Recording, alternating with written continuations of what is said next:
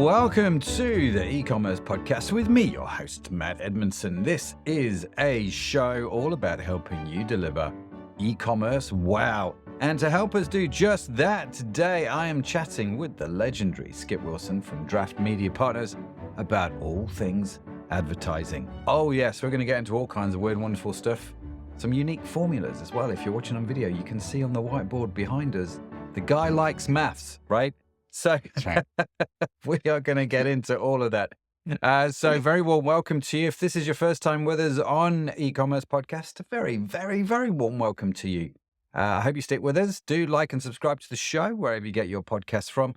And of course, we have the obligatory newsletter, which you can sign up for at ecommercepodcast.net.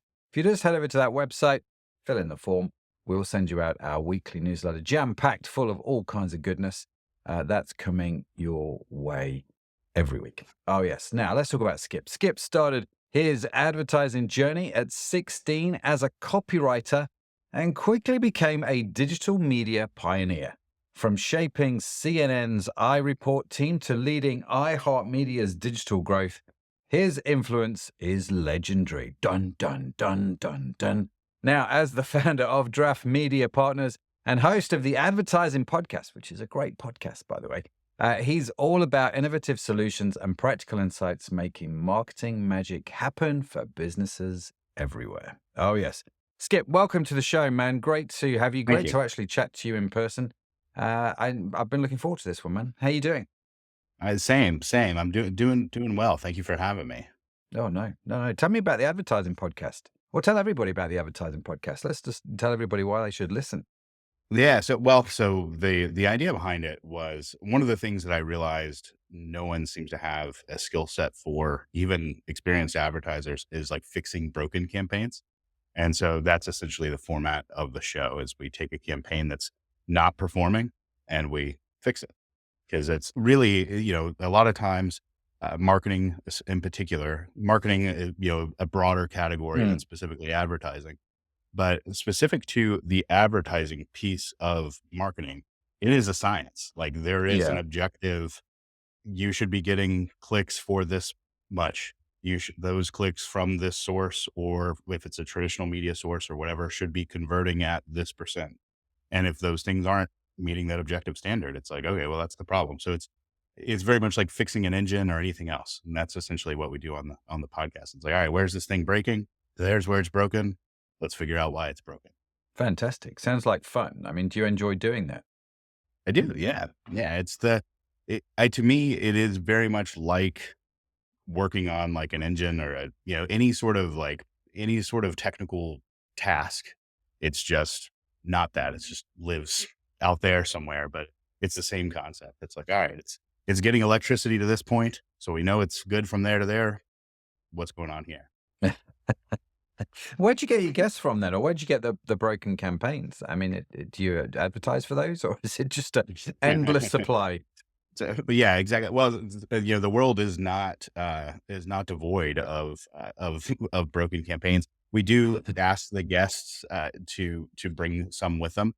And we always have one or two in the bag because inevitably about a third of the guests, don't bring one, which is fine. So we have our sort of deep bench of both our own campaigns that we've worked on that may be underperforming. I mean, we have this month 125 clients. I would love to say that every single one of those campaigns is perfect, but the reality is there are sometimes campaigns it's like, hey, this one's, especially early campaigns, the first couple of months, that things need to be tweaked. And as a matter of fact, I would say no campaign doesn't need tweaking along the way. Yeah. And so sometimes it's our own campaigns, sometimes it's campaigns we found, and in theory, the guest is supposed to bring one. In theory. Yes, in theory. Yes. We've all had, in theory, the guest is ... Yeah, right, exactly. In theory, the guest is supposed to do ... We've all had that. I fully appreciate what you're talking about. I was talking to a friend of mine this morning, actually. I was on his show, a guy called Sean O'Neill. He's got a podcast called Sean O'Neill Meets, which is nothing to do with e-commerce. He just chats to really interesting people. And for whatever reason, he asked me to go onto his show. I didn't quite understand, but we were talking about failure. And interesting how, especially in e-commerce, failure is something that we try and create. We try and create room for failure. Split testing, in effect, is figuring out what works and what doesn't work. You're looking for failure, aren't you? You're looking for where it's not working. And it Exactly. strikes me that actually this is in part what you do with ad campaigns, especially at the start. It's like, and building, I guess my experience here is you have to build in the understanding that things aren't going to be hitting the ground or running at 100 miles an hour from day one, right? And Yeah. so Exactly. you are going to get these, even with the best agencies. Yeah, exactly. The best, with all the research and things that we have at our hand, that's still just a guess, right? Like you're Mm. still guessing at a campaign of, hey, these are the 2 or 3 headlines we think will work. Hey, here's the tactics that we think the audience is living on. But you never know until something actually starts how it's going. And that's true of campaigns. We work with usually we're working behind the scenes of other ad agencies. And some of those ad agencies will spend, you know, several tens of thousands of dollars on research before a campaign. Well, And it's still really ultimately you don't know until you mm, start running the ads, like which of those things, are going to actually click.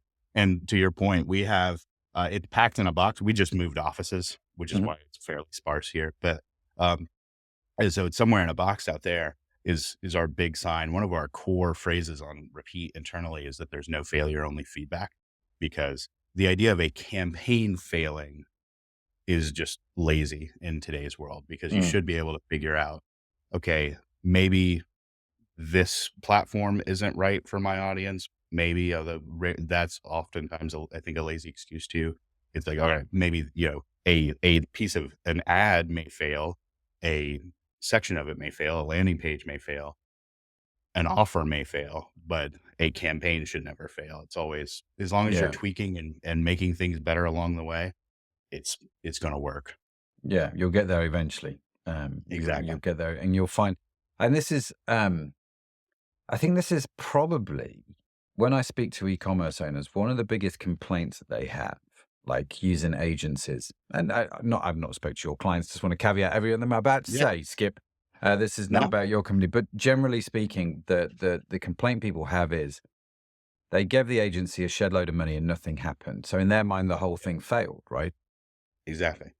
And a lot of times that is the case. I will say that that's one of my complaints in the industry about my own industry as well, is that a lot of them lack the resources to properly track and measure things, or even the mentality. There's also a certain amount of fear usually of you don't necessarily want to be the one to call up your client at first and say, hey, we're a week into this thing and nothing's happening. Whereas we very much try to be proactive with those things because, it should be, hey, we're a week into this thing and nothing's happening. So da da da da da, we're going to do Yeah, this, and that's but that takes a certain amount of courage, which, if it's a top level client and, you're trying to make payroll next week, it can be scary to make those phone calls. yeah, So I have sympathy for my industry, but at the same time, yeah, you shouldn't spend a ton of money and then 3 months later go, "Okay, where are my results? There were no results. Sorry." That is a failure on that agency's part for sure. yeah, yeah, yeah. Well, I mean, am I right in assuming that actually you don't need to wait 3 months? You should know No. fairly quickly whether something's going to work or whether it's not going to work, whether you tweak Yep. it, whether you keep it going on the right track. And 5 years ago, that was been true for digital advertising for a long time now. But even traditional media now, 5 months ago, I would have, excuse me, 5 years ago, I probably would have said that traditional media is still a place where you do have to wait it out a little bit. But Hmm. even that's not true anymore because we do get more or less real time feedback from even direct media campaigns now because you can see like what's happening to site traffic compared to that radio or TV campaign. And so literally I can't think of a paid media tactic that's not very tracked. Yeah, yeah, it's interesting, isn't it? And what intrigues me, I suppose, and I appreciate we have it's just going all around the house at the moment, but these are just the questions Yeah. that come into my head as we're chatting, Skip. One of them, I guess, then is if things are trackable, why is attribution so hard? The problem is knowing what to track. And that's actually, I mean, that's why, I mean, shameless plug, but that is why we usually are working with agencies and because most ad agencies are actually marketing agencies. They're building the messaging, building brand stories, all those things, which are all very important. Um, and we don't do any of that. But what we do is purely tracking and building and scheduling the actual paid media itself. The reason for that is because knowing what to track is a little bit of an art itself. In Yeah. other words, we have, let's say that we're trying to sell a course. Actually, I'll give a real example from yesterday. I can't name drop the client because it's one that, it's one that's behind an NDA, but that's the downside of the way our business is structured is Yeah. because we are working on a white label basis a lot, but whatever. Um, Ah, yeah, but it's an e-commerce place, and they're trying to sell. They were running ads trying to sell this dog collar, this dog collar that basically will keep your dog from pulling. It's a very cool product, very innovative product. They've done a lot of testing, and the product itself is great. The problem is they're running ads that, before working with us, they were running ads to try to sell the product. And that seems like the smart thing to do, right? It's mm, like you should run paid ads to try to sell this product because of course you should. But the problem is that there is nobody out there that's searching for a product that they don't know exists yet, right. right? Like they don't know that that's a solution. So search is out. The best thing you could get is something that's semi close, like a choke collar or something else. And so at best you can get close to it. Also, shopping ads are much more expensive per click, $8, Yeah. $9 a click, those types of things.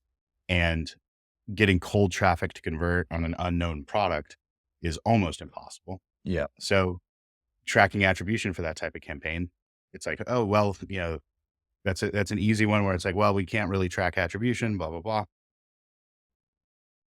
The reality is that the campaign was just structured wrong. What they should be doing, and what we've made the change to, is they also have a dog training course on basically how to get your dog to not pull on the leash. That's every person that's in that course has the problem. So I'm like, we need to be running ads to this course that's Yeah. free Yeah. to build the database that then you're selling Right. the product.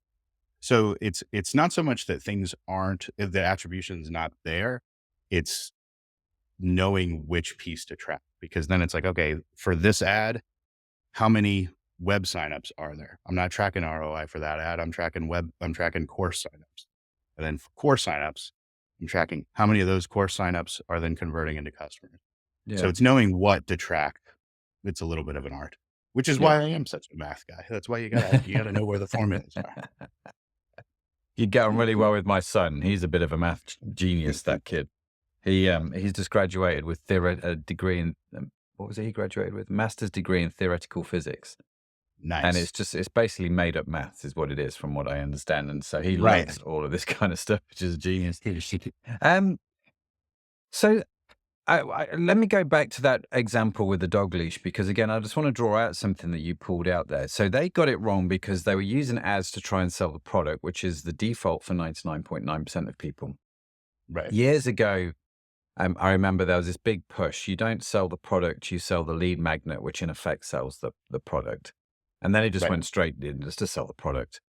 Um, but here you are using a strategy which in effect you've got a lead magnet, sell the course. Anybody that's on the course is going to be interested in the collar. So let's then promote the collar to them. How much more effective was that, or is that, obviously without revealing confidential data? Yeah. I'm kind of curious because it's a slightly different strategy, isn't it? The lead magnet product.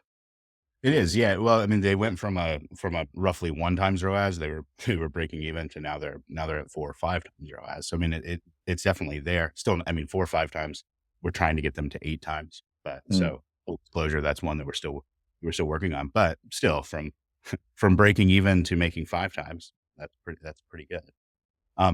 The problem one of the problems that entrepreneurs, especially, and I would say ecom folks seem to fall into this a lot, is is the problem that I call like nothing buttery. They fall into, oh, nothing but this or mhm. nothing but that. So lead magnets aren't anything new, but so some folks are like, okay, we should always run ads to a lead magnet. The problem is that might not be right for your product. We Mm. also have another client that's a coffee client that is a essentially a concentrated cold brew coffee. Actually, them I can shout out. Estate 98. Great stuff. That one's not behind it. That one's not behind an NDA. But it's a $25 coffee purchase. Mhm. Everyone knows what coffee is. It's $25. They have great creative that talks about why theirs is better. For that one, we are running straight purchase Right. ads. So it just depends on, but it's a very different type of sale. It's a $300 product that nobody knows what it does versus a $25 product that everyone instantly knows what it is.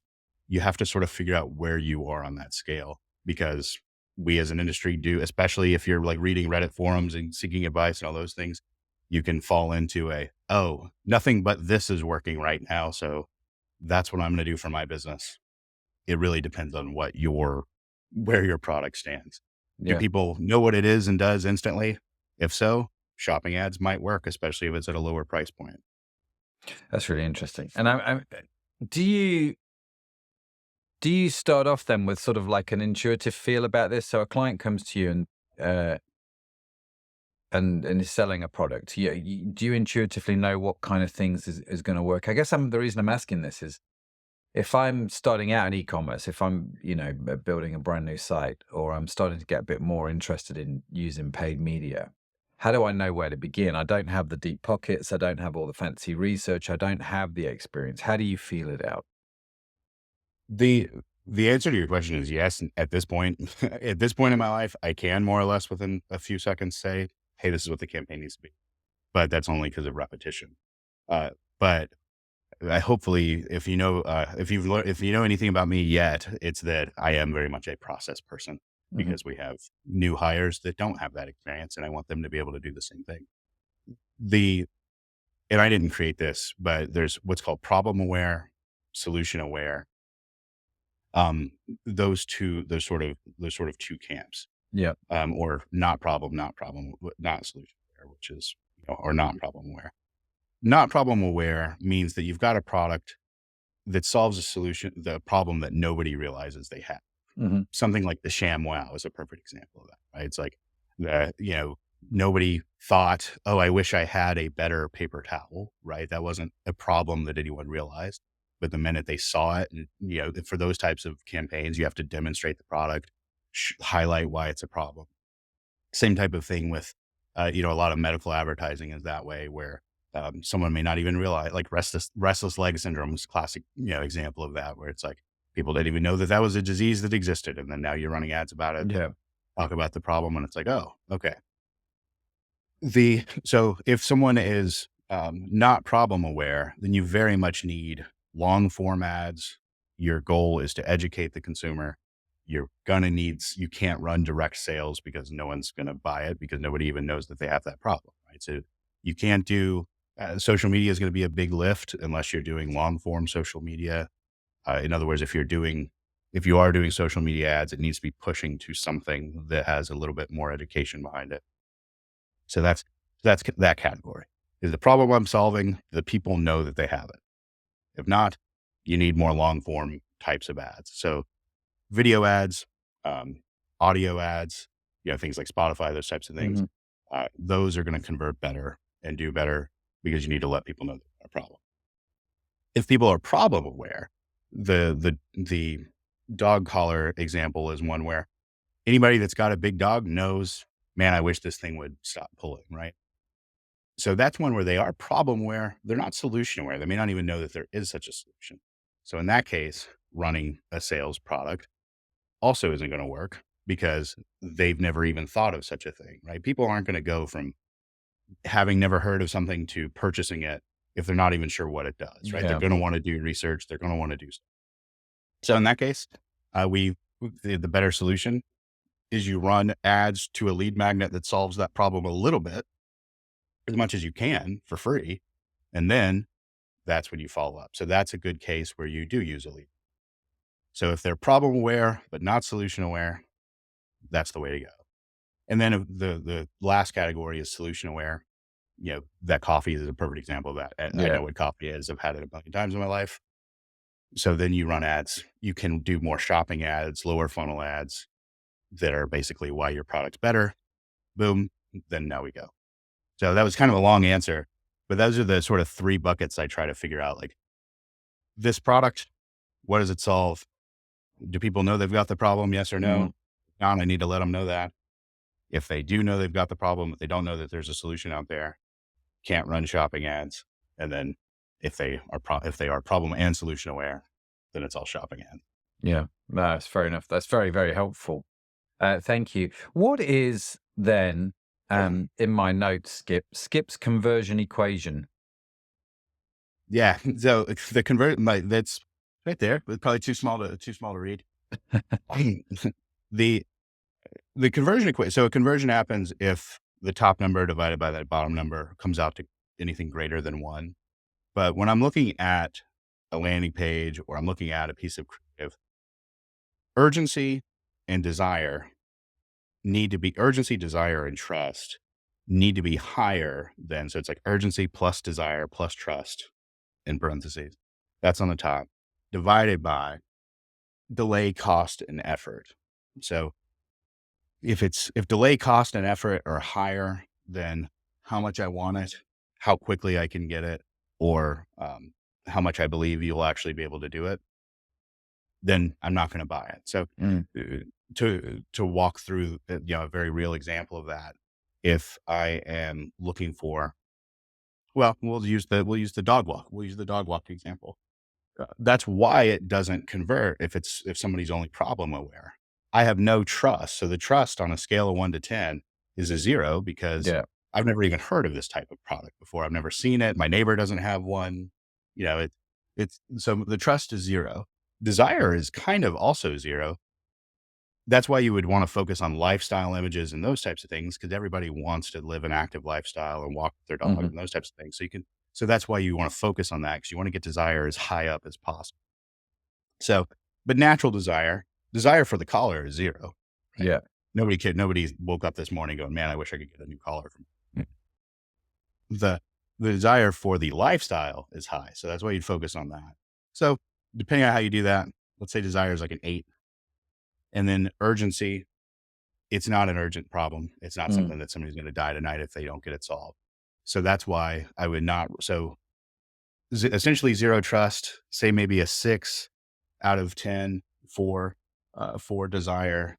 And I would say maybe a 3 out of 10 for urgency, because maybe they did just buy the dog and it's still Yeah. young enough.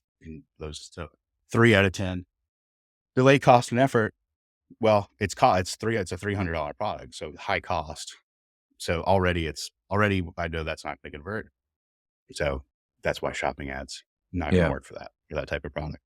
Whereas if I'm selling a free course about how to train your dog, not to pull on a leash, no cost. I can see that it's a 1-hour video. So low effort, no real delay. I can watch this video and then now I know, right? So very low at the bottom. I believe I've taken training courses before, so I know what it does. I've got a high Mm. trust. I would love to be able to walk with my dog. So now I'm at still a 6 or 7 out of 10, and still 0 out of urgency, but because of the rest of it, it works out. That's Yeah. the conversion equation in a nutshell. Very good. That's very helpful. And so you take the top divided by the bottom, and the answer's got to be more than 1. Yep, exactly. You rate each one on a scale of 1 to 10. And what I like about that equation, and the reason I broke each section out like that, is because each of those can be ramped up or down. So trust can be ramped up or down, but that's where like testimonials come in on a page, right? Like Mhm. product reviews, testimonials, those things increase trust that this thing will actually do what you're claiming. Lifestyle images, those types of things raise desire, right? Mhm. Nobody wants the vitamin, right? Everybody wants, to be smarter, faster, Yeah. stronger. Urgency, that's where you can do things like, if you have no natural urgency in your product, that's where you can do like weekend only sales or Yeah. only next 3 days. So each of those like metrics can be ramped up or down. So that's why I like separating them out that way. And the ones on the bottom actually, the delay, cost, and effort, if I look at those, they're actually more product related, aren't they? So they Yeah, become actually a little bit more complicated to try and resolve. But I think still probably quite helpful, because when you're designing product or trying to improve your product, you can look into those three areas and go, how can I improve those? exactly. Yeah, exactly. That's why you don't, even if you could charge, let's say for the dog collar, they arrived at that price point because they needed to. It wasn't just because they're greedy. They landed at $299. If they could have sold it for $199, they would, Mm, because you want that cost to be as low as possible to increase the number of um effort. If there's anything that you can do to reduce the effort it takes to use your product, or even to check out, to get started, to implement it, anything you can do to reduce effort, you should be doing. So that's why things like one-click checkouts and those types of things, that just mm. reduces the process of the actual checkout itself. But then from a product design side, yeah, anything you can do to make it as easy as possible to use, the better. And then delay, if you can, I'd rather lose 100 pounds today than 100 pounds over the next 2 years. Right. But Yeah, so delay as much as you can shrink that as possible. that's Although really if I cool. did lose 100 pounds today, that would be probably super unhealthy, but whatever. Yeah, you're probably right. I'd do it though. Let's have a go, see what happens. Yeah, exactly. Like, I'll try it. Sure.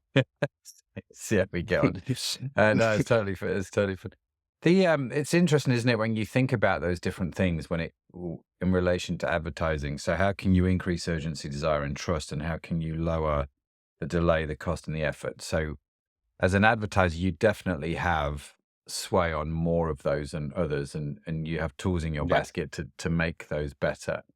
Um, and I like the equation because it's not just about you, it's about you and the product. And it's not just about the product, it's about the product and the advertising, which I appreciate. It is one of those things that people still, as simple as it sounds, I still am amazed by the amount of people that think, I've got a really good product, why is no one buying it?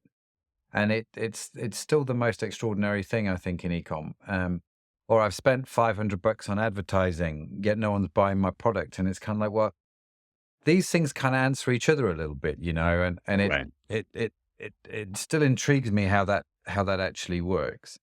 Where do you see it all going at the moment? Because the advertising for e-commerce, depending on where your budget's at, if you're starting out, it's complicated. If you've been around, you've got some good budget behind you, you know how to track, we've got some good return on ad spends and all that sort of stuff. Right. Where do you see it going? We're recording, where are we? July 2024. So at the time of recording, halfway through 24. Where do you see this industry going over the next 12 months? Because I think it's a really complex question if you were to ask me, I don't know how I would answer it. So I'm curious to know what you would say. Paid advertising essentially is renting an audience. You're paying to get in front of an audience, a specific audience with some specific message, to achieve some specific result. And I think that piece will not change, at least probably in my lifetime. Yeah. I think we've got probably a good 100-year or so of runway of paid media getting a specific audience, a specific message, and then tracking a specific result. As far as which platforms, which tactics, those types of things, that's always changing. So the things that I think are good and bad, the AI getting in. So, like, I don't know if you've started a Google Ads campaign in just like the last couple of weeks, but AI now will fill out headlines and those types of things for you, which can be Mm. helpful. It's helpful for someone trying to do their own ads, and it very well may do a better job than someone who doesn't know what they're doing at it. Yeah. But the downside to that is that it's so easy. I do worry about someone being like, "Hey, I was able to build that ad campaign in like just a couple of minutes," because that's just increasing the speed and at ease of you just like, kind of making money disappear. Right. Yeah. So there's good and bad to it. I think AI in general is a good thing for the ad industry. Mhm. It just makes, teams. I mean, we use it. It makes, teams able to scale and those things. But I do worry about solopreneurs in particular leaning on it too much. Mm. So that's I would say that's the most like immediate threat. The other thing too that I think is changing a lot is the obviously cookies going away and those types of things. That sort of already happened, but because of that, there is a sense of, well, we can't do audience targeting that well anymore, and that's very much not true. If anything, this doesn't apply if you're starting out. If you're starting out, you kind of you really need to start building your database right away. But if you have any sort of customer database whatsoever, audience targeting is not going away for you. You can still very much use that audience, create lookalike profiles, those types of things. You very much have a way to still have very targeted ads, even as things like cookie sunset, those things. So use your first party data, even if it's relatively small. As long as it's more than 500 or so people, you're good. That's really, I like that because it feels in the opposite spirit to what I'm hearing a lot of people say at the moment. Cookies are going or gone, and therefore we're screwed, right? Yeah. It seems to be the general consensus of opinion. But actually, that I always feel like whenever there's a big change like this, there's opportunity, and you either find it or you get left behind by it, right? And and so it's nice to hear a refreshingly different viewpoint that actually, no, you can still target. You just need to think a little bit data. A little bit data. It's actually a little bit about your own. Yeah. Differently about your own data. Use your own data, which is actually better data anyway. See, I'm glad about the cookie sunsetting because, and not because of the privacy. I'm somebody who personally doesn't care about privacy at all, but I care about others. If someone does care about it, that's great. Mhm. But as far as my own, I'm like, yes, Whatever. always allowed. Yeah, whatever. no, never. Yeah. But but I'm glad about it retiring because there was such a reliance on cookies that I think that was bad for the industry anyway, because Yeah. a lot of those end market, like we have a lot of car dealer clients, and those end market for car dealer, you're considered end market for a car dealer by most of those platforms for 120 days, even though you're actually only in market for a car for 30 days. So it's a lot of those were bad audiences anyway. So Yeah. so I'm good. I'm glad. Yeah. Well, you and me both, because I'm hoping that I don't have to keep clicking those stupid pop-ups. Yeah. I just want to go onto the website and have a look. Why do I need to, thanks GDPR, but go away, Yeah. Right. Exactly. And it's interesting you talk about how I think you're right. I think marketing has got lazy, is probably a good way to put it in many ways. And I think this is where AI is going to have an interesting play, because if you're semi-average at what you do usually means you're a little bit lazy in the ad space, then AI is actually a fairly reasonable replacement for you. And if you're starting out, you can build your own campaigns, because why would I go and spend, whatever X amount of dollars or pounds with this chap over here that's actually going to give me the same result because he's mediocre? It's the guys that actually that are, I think, at the top of their game, that are actually a craftsman at what they do. They're the guys I think actually can go, actually, no, I can put my prices up now. Because I'm really going to be in demand, because we're, AI is always trying to catch up to us in some respects. And I think that tends to be where I see it going in the ad space, which I'm really excited about, actually. And I'm excited about it because if you are new to e-commerce, or if you're just starting out, the opportunities for you now, it's almost become a level playing field a little bit for you guys, because you don't have to go and spend necessarily thousands of dollars or pounds to get started. You can actually get a little bit of help to jumpstart, and then as you get bigger and better, bring people in. Is that a fair comment? Yeah, absolutely. I mean, I remember, when I was starting out, now 20 years ago, there was a time where you needed to have things like focus groups and testing, and before you could even responsibly put together an ad campaign. Now you can get much better information by putting $100 into ad and seeing like, which of these headlines is doing better, which of these, which of this feedback is doing better. So it is very much a great time to be starting out. Just make sure that you are, you have someone besides yourself, especially if you invented if you have a lot of buy-in to your own product. In other words, if you're the creator of it, make sure you have someone that's not you read your stuff before it goes live. any stop have a barista like read it over, do Yeah. whatever. Yeah. But that's one of the most common things I see is somebody who invented some product, and then you read the description and you're like, I don't know what the hell this thing does. Yeah. I think that's a really interesting point, Skip. The amount of times you see assumed knowledge, and you see this in so many different industries.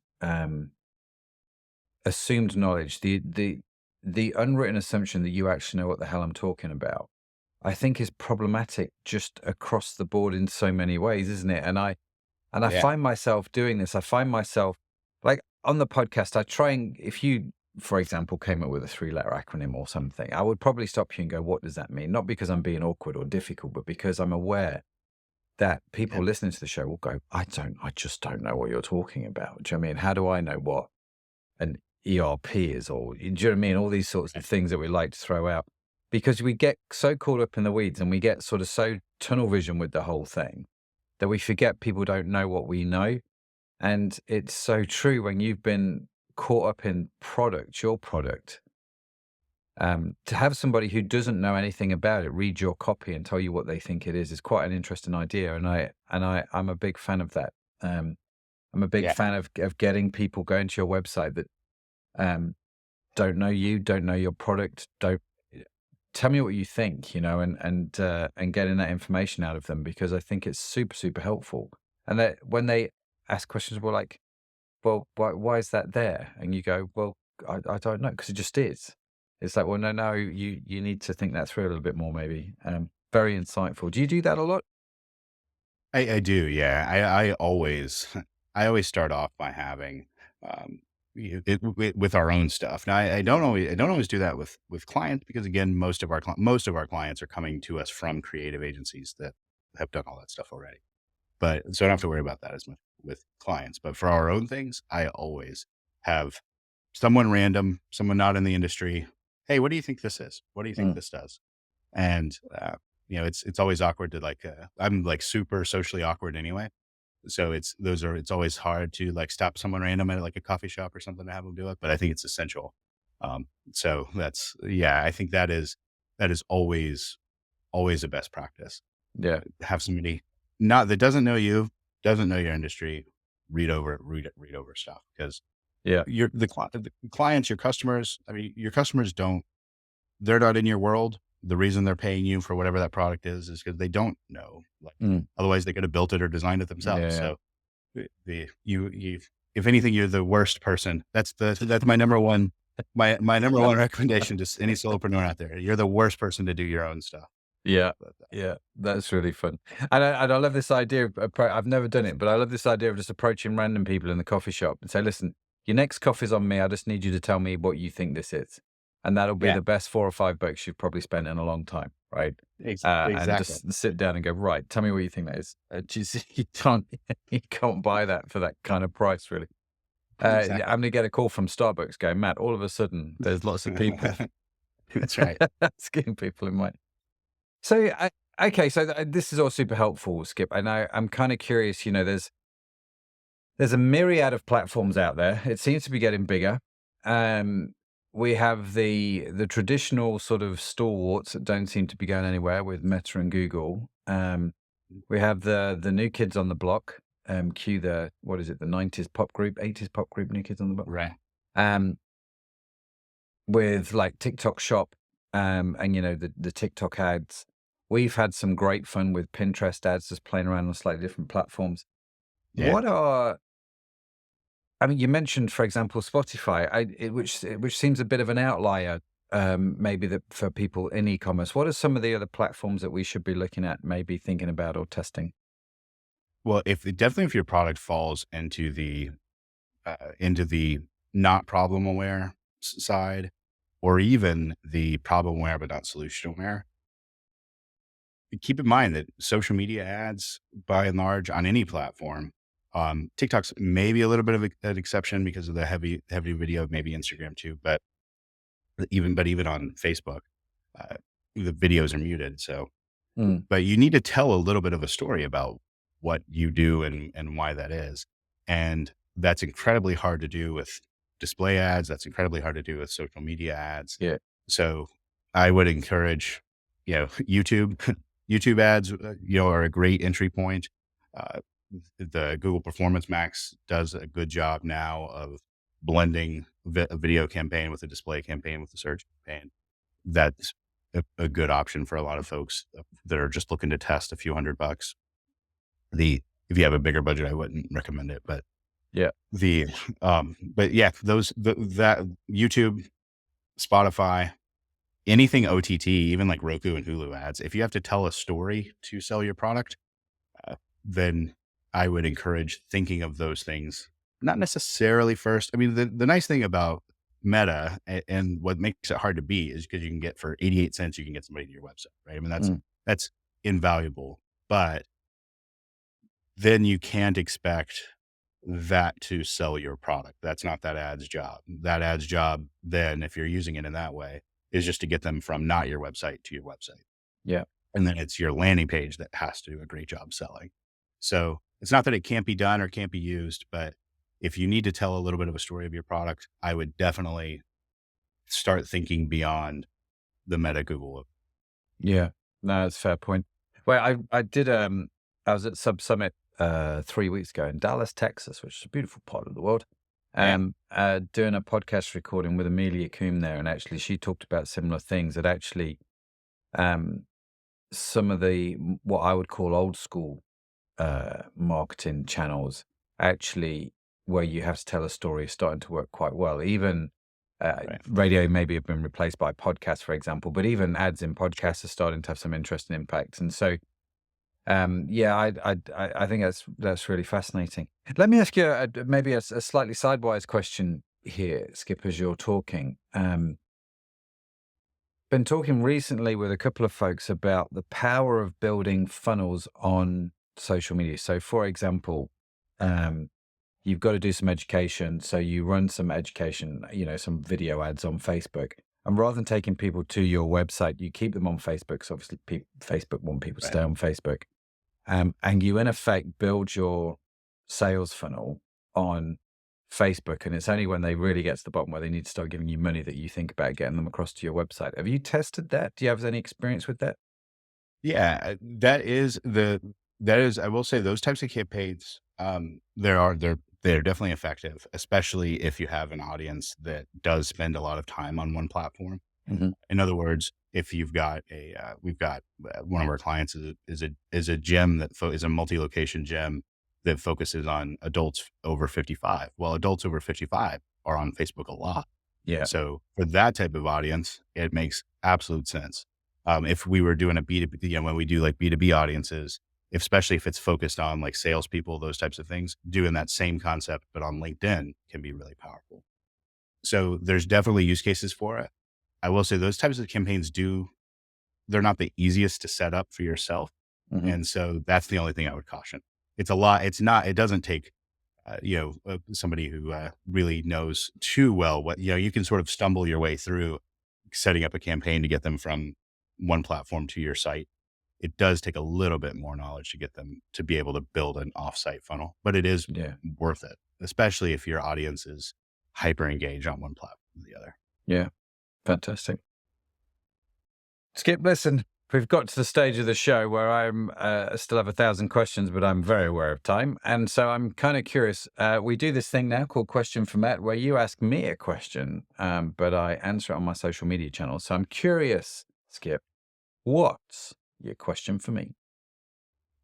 So as e-commerce begins to move to more and more offsite transactions, like what we were just talking about, where you can now purchase from TikTok without ever going to a site, and all those things. How do you think should that be worked into the strategy, into setting up? Like if I was starting my own store today, should I work that in as the mix? How does offsite checkout impact starting an e-com project today? What a great question. If you want to know my answer, make sure you follow me at Matt Edmundson on the social media channels, where I will post the answer to that at some point. But Skip, listen, I feel like we're just getting started, bro. I could pick your brains all day. There's more formula on the board behind you that I want to get my head around. But if people want to know more about you, if they want to know more about draft advertising, want to start listening to your podcast, what's the best way to do that? How do they get in touch? How do they find out more about you? So draftmediapartners.com or draftadvertising.com, both goes to the same place. You can go ahead and sign up. We don't charge to build. Our draft was an acronym, dynamic response advertising forecasting. Anyway, we have a tool that will build a media plan for you. So you can do that, play around with that. But then also info@draftmediapartners.com. Reach out. Me and about 5 other people are copied on it, but it will at least go to me and I likely reply. Fantastic. You'll at least get a reply from somebody, either me or somebody smarter than me. Or someone just going to say, stop spamming me. I don't want your stuff. Yeah, exactly. Make sure you go, the email is well thought through. And, I say this to people listening to the show, but I normally say this to listeners actually not on the podcast. So let me say this if you're listening to the show. Do reach out to the guests. They actually genuinely want to hear from you. So if you've got questions, if you have anything in mind, no, they don't mind if you get in touch. That's why they come on the show, in effect, is to make new connections and network with new people. And if they're on this show, they're genuinely nice people. They're not going to, try and sell you something that's going to cost you your right kidney before you get off the phone call. It's fine. Okay. Reach out to people. Reach out to Skip. Make sure you say, how's it? And even just to say thanks for the show, man. Really appreciate it. And you'll be amazed. I always love those little messages on LinkedIn that people send me, after you've been on a show or something like that. Like, oh, wow, someone was actually listening. That's very kind of you. Thank you. Right. And so it keeps you going a little bit. But Skip, thanks for coming on the show, man. Genuinely, really, really appreciate it. Just a quick sideways plug as well, actually. We have a sister podcast in the network that eCommerce podcast is in. It is called Pod Junction, and that podcast talks about how to use podcasting to grow your own business. So if you're in the podcasting space as well, check out Pod Junction, because Skip was a guest on Pod Junction as well. So you've been on 2 of our podcasts now. So I feel like, right. We need to do a clean sweep maybe. Yeah, that's right. Exactly. Sounds good. I'm here for it. Fantastic. Listen, Skip, thank you so much, brother. Genuinely really appreciate it. And looking forward to seeing where it all goes for you with the podcast and with draft advertising. I'm a listener. I'm going to keep listening. So thanks for doing all you're doing, brother. Awesome. Thank you, man. Wow, what a great show. We will, of course, link to Skip's info in the show notes, which you can get along for free with the transcript at ecommercepodcast.net. They're all on there. Just go look for Skip and you'll see his links, all that sort of good stuff. It's all on the website, ecommercepodcast.net. Love, love, love that. Now, be sure to follow the e-commerce podcast wherever you get your podcasts from, because we've got more great conversations lined up. And of course, I don't want you to miss any of them. And in case no one has told you yet today, let me be the first. You are awesome. Yes, you are. Created awesome. It's just a burden you have to bear. Skip's got to bear it. I've got to bear it. You've got to bear it as well. Now, the e-commerce podcast is produced by Pod Junction. You can find our entire archive of episodes on your favorite podcast app. The beautiful, amazing team that makes this show possible is Sadaf Bainon and Jonah Prisk. Our theme music was written by Josh Edmundson. And as I mentioned, to check out the show notes or the transcript, just simply head to the website, ecommercepodcast.net. But that's it from me. That's it from Skip. Thank you so much for joining us. Have a fantastic week wherever you are in the world. I'll see you next time. Bye for now.